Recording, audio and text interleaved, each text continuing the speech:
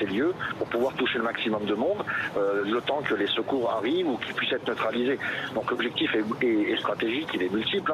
Bien évidemment, c'est de se dire que tout le monde peut être visé lorsqu'on sort, et bien évidemment, c'est de savoir qu'on n'est nulle part à l'abri. C'est l'objectif que visent ces individus qui mènent ce type d'attaque. Ils vont essayer de sauvegarder le lieu, qui est une scène de crime, pour essayer de récupérer des éléments, les vidéosurveillances aux alentours, des témoignages humains, essayer de voir s'il était venu avec un complice, essayer également de fouiller les lieux pour voir s'il avait éventuellement d'autres armes, et bien évidemment travailler ensuite sur ce qu'on appelle le technique, la téléphonie mobile, pour voir s'il avait fait un repérage, est-ce qu'il était déjà venu, et voir et essayer de remonter jusqu'à son appartement ou sa localisation pour essayer de trouver d'éventuelles complicités et savoir s'il s'agit d'un cas psychiatrique, comme on l'a déjà eu, ou si c'est lié à du terrorisme, tel qu'on l'a également déjà vu.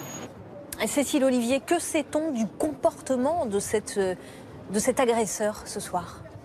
Alors ce que l'on sait, c'est que donc vers 20h50, un peu avant 21h, cet homme s'est mis à poignarder au hasard des passants dans ce quartier très fréquenté de l'Opéra, dans le 2e arrondissement.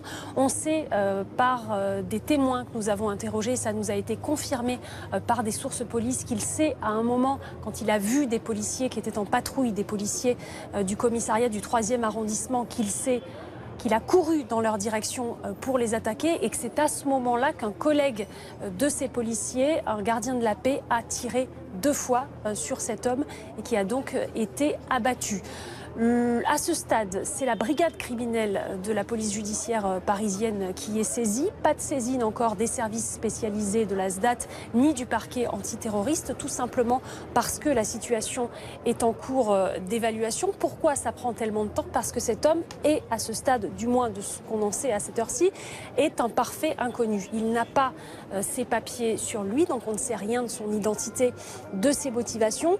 Ce que l'on peut dire, c'est que nous avons reçu une photo de cet homme au moment où il est à terre, où il est pris en charge par les secours. Une photo que bien évidemment on ne va pas diffuser sur BFM TV, mais on peut le décrire physiquement. C'est un homme qui est âgé d'une vingtaine d'années, qui est de type nord-africain, qui est barbu avec les cheveux longs et qui est donc vêtu de noir. Cet homme, la police est en train d'essayer de l'identifier par ses empreintes digitales, peut-être par des prélèvements ADN, par reconnaissance faciale aussi, en le passant dans différents fichiers. Et une fois qu'il sera identifié, eh bien, l'enquête judiciaire classique va se dérouler avec identification de son domicile, de ses proches, peut-être des perquisitions pour voir si l'on retrouve à son domicile des armes, des écrits revendiquant son geste, saisie éventuelle de téléphone portable pour voir s'il a pu être en contact avec d'autres personnes, parce que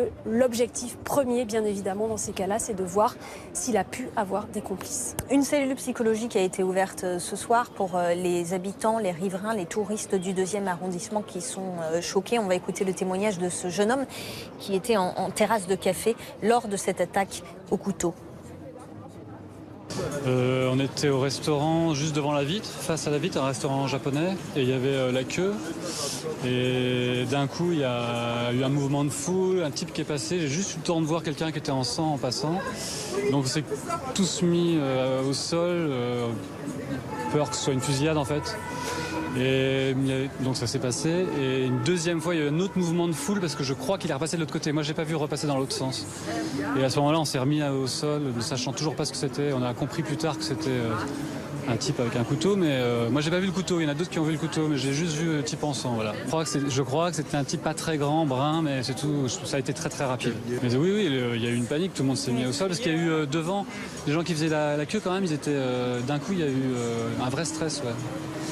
Plus de 2h30 après les faits, les forces de sécurité sont toujours mobilisées sur place. Un dispositif de sécurité a été mis en place. Certaines stations de métro sont fermées. Racontez-nous, Dominique Rizet, ce qui se passe actuellement avec notamment la police scientifique qui est sur la scène du crime.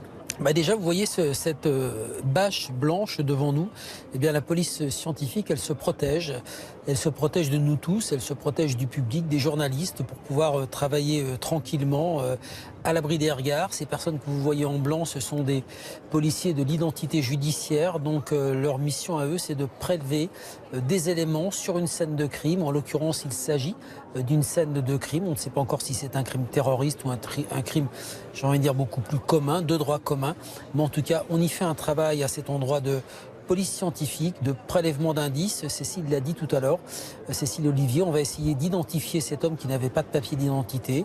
Quels sont les indices qui pourraient faire avancer l'enquête? Alors, pour l'identifier, ces empreintes biologiques, ces empreintes digitales, effectivement, les empreintes, on peut le passer au fichier, son visage peut parler, on sait qu'il est allongé, il est tué, Cécile l'a dit, on a son visage, donc on peut le passer au fichier pour tenter de trouver son identité. Ensuite, il y a des indices qu'on peut possiblement retrouver, téléphone portable, électronique, tout un tas de choses comme ça, une carte bleue, une carte de... on l'a vu déjà par le passé, et souvenez-vous des frères Kouachi, on avait retrouvé la carte d'identité de l'un d'eux à l'intérieur de la voiture qui avait été visiblement laissée volontairement puisque ces gens-là, mais on était en présence de terroristes, ce qui n'est pas le cas pour l'instant ce soir à l'heure où l'on parle, dans l'affaire dont on parle, les frères Kouachi qui avaient laissé leur carte d'identité, voilà, c'est une espèce de revendication, je suis X et je fais cela, et ils vont jusqu'au bout. Donc la police scientifique travaille et puis on va prélever donc tous ces indices, le quartier surveillé, protégé, bouclé. Regardez, on a même une bâche sur laquelle on a le PP de la préfecture de police de Paris, puisque ça se passe dans Paris, en plein cœur de Paris, quartier de l'Opéra, 2e arrondissement, samedi soir, à la fin d'une semaine de pont.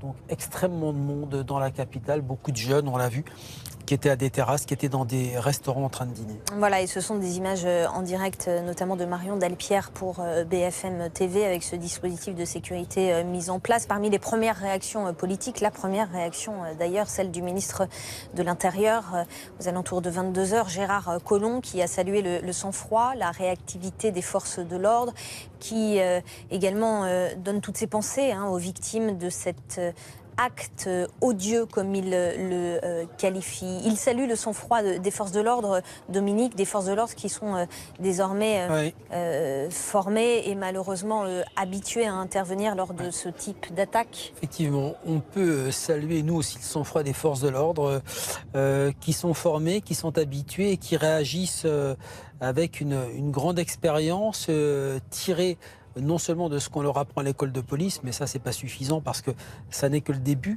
mais de tous ces entraînements qui sont répétés. Je vous rappelle qu'il y a régulièrement dans Paris, et dans Paris et pas seulement d'ailleurs, des entraînements de toutes les forces de sécurité, de toutes les forces d'intervention d'ailleurs. Ça commence par les pompiers, le SAMU, la gendarmerie, la police. Je vous rappelle aussi qu'il y a à peine quelques mois, mourait le colonel Beltrame et trois personnes d'ailleurs dans un supermarché à Trèbes, et que quelques semaines auparavant, ce même colonel Beltrame avait participé à un entraînement dans un supermarché sur une prise d'otage simulée. Encore une fois, on ne parle pas ce soir de terrorisme, mais pour vous, puisqu'on parle de l'entraînement des forces d'intervention, voilà, un savoir-faire, on répète tous ensemble. Il y a des plans qui sont organisés dans des supermarchés, dans des cinémas, dans Paris, en dehors de Paris, où chacun intervient à sa façon. On ne se marche pas sur les pieds. Quand je dis ça, je le dis au sens premier du terme. C'est-à-dire que quand les pompiers interviennent, quand le SAMU intervient, sur une scène comme celle-ci ce soir, je le répète, c'est une scène de crime, eh bien, il ne faut pas souiller l'endroit, il ne faut pas souiller l'endroit, il ne faut pas détruire des indices qui sont précieux par la suite pour la police judiciaire. Cécile Olivier. 2 secondes, juste pour dire que le procureur de la République, François Molins, va s'exprimer d'ici 10 minutes. Il est donc sur place dans ce quartier de l'Opéra. Il va donner une conférence de presse et donc on en saura un peu plus, notamment s'il y a une saisine du parquet antiterroriste. Le procureur Molins attendu donc dans une dizaine de minutes. Ce sera bien sûr à suivre sur BFM TV. Jérémy Père, vous êtes sur place, vous êtes au cœur de la capitale, dans ce 2e arrondissement désormais endeuillé par cette attaque au couteau qui s'est produite aux alentours de 21h.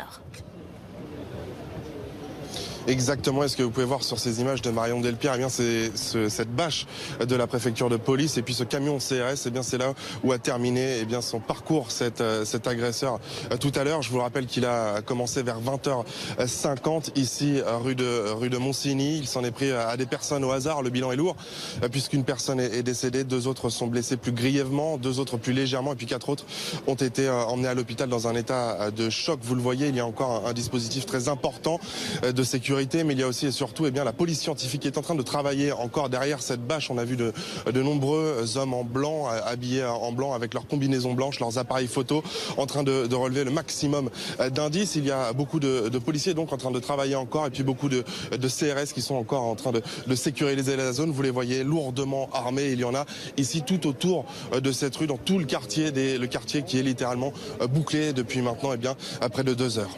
Avec des stations de métro qui sont également fermées, notamment la station 4 septembre. Et puis pour les habitants, les riverains, les touristes qui ont vu, qui ont entendu ce qui s'est passé ce soir, cette attaque au couteau, une cellule médico-psychologique a été ouverte, Jérémy. Exactement, elle a été ouverte dans un hôpital parisien très tôt d'ailleurs ce soir et nous avons pu rencontrer énormément de témoins ici tout autour de cette rue de Monsigny. On a pu en discuter avec de nombreux témoins qui nous ont raconté la scène, ce qu'ils ont vu.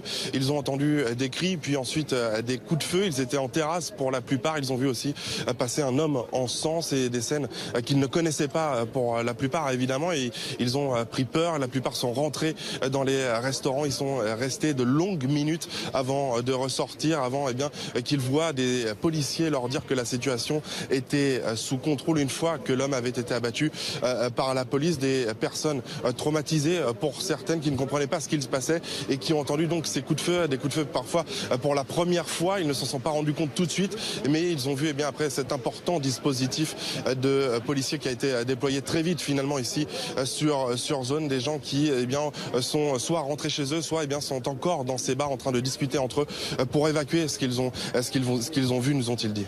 Merci beaucoup Jérémy Père en direct du 2e arrondissement de Paris. On précise que le procureur de Paris, François Molins, est attendu sur place dans une dizaine de minutes pour faire un point presse. On suivra bien sûr ces dernières informations sur BFM TV. Cette attaque au couteau, elle a fait 1 mort, 2 blessés graves, 2 blessés plus légers. Il y a également au moins 4 personnes qui sont sous le choc. L'agresseur a été neutralisé par les forces de l'ordre. Il a été tué. On va écouter le directeur de cabinet du préfet de police qui s'est rendu sur les lieux ce soir très rapidement après les faits. Un individu a agressé 5 personnes ce soir, un peu avant 21h, dans le 2e arrondissement de Paris, dans le quartier de la rue Monsigny. La police est intervenue aussitôt, a riposté, l'individu est décédé. Une autre personne, agressée par l'individu, est décédée à la suite de ses blessures. 2 autres personnes ont été blessées grièvement, viennent d'être transférées à l'hôpital Georges Pompidou. 2 autres personnes sont blessées légèrement. Le parquet de Paris a saisi la brigade criminelle de la police judiciaire de la préfecture de police, ce qui permettra bien évidemment d'éclaircir les circonstances de cette agression mortelle. Nombreuses réactions politiques, d'abord pour saluer le sang-froid des forces de l'ordre, réaction de la maire de la capitale, Anne Hidalgo. Ce soir, notre ville a été meurtrie. Mes premières pensées vont à la famille de la victime qui a perdu la vie. Je pense également aux blessés et à leurs proches. Je veux leur dire que tous les Parisiens sont à leur côté. On précise, Dominique Rizet, que c'est un lieu très